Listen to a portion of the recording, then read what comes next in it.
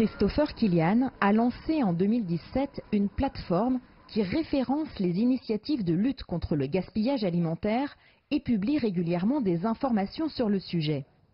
Il nous a emmenés avec lui au marché des Enfants Rouges, dans le centre de Paris, pour nous parler de lutte anti-gaspi et de bonnes pratiques de consommation.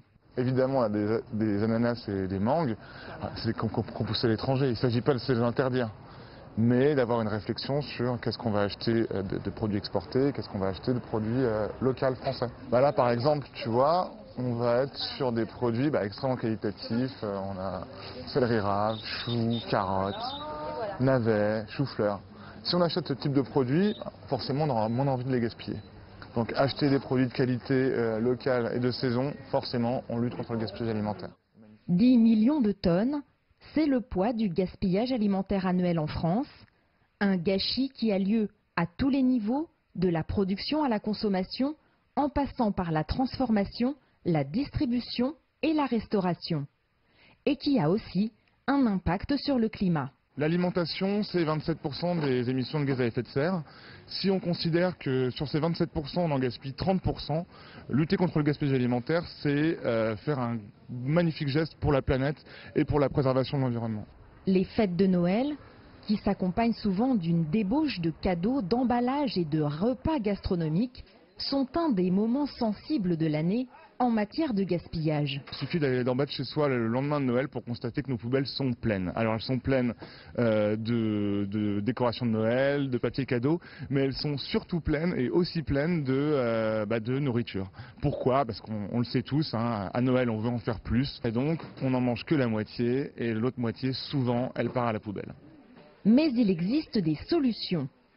Premier point, bien gérer les quantités, en particulier au moment de l'apéritif. D'éviter les apéritifs trop copieux. On sait qu'on va avoir après une entrée, un plat, un dessert, éventuellement du fromage, donc on fait un petit apéro. Ou alors, on fait un apéritif dînatoire, c'est-à-dire qu'on fait un apéro avec les entrées, et ensuite, une fois à table, on attaque directement le plat principal. Ça évite les repas trop longs et ça évite de trop gaspiller. Ensuite, garder les restes. C'est encore très bon les jours suivants si c'est bien conservé. Deuxième idée pour lutter contre le gaspillage alimentaire à Noël, c'est d'assurer le service.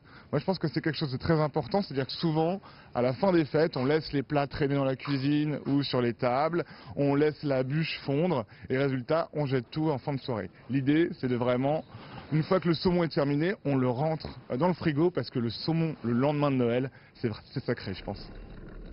Et enfin, être locavore, c'est-à-dire consommer de préférence de la nourriture achetée au marché plutôt qu'au supermarché et produite localement, avec une empreinte carbone réduite et souvent bien plus savoureuse.